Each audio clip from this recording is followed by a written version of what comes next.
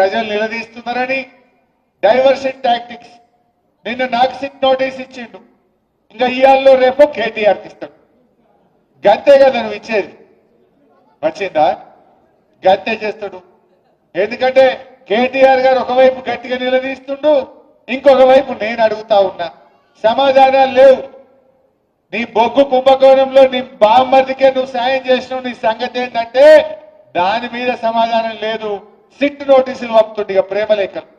భయపడతాం అనుకుంటున్నావా? నువ్వు ఎన్ని నోటీసులు ఇచ్చినా బిడ్డ నిన్ను ప్రశ్నిస్తూనే ఉంటాం.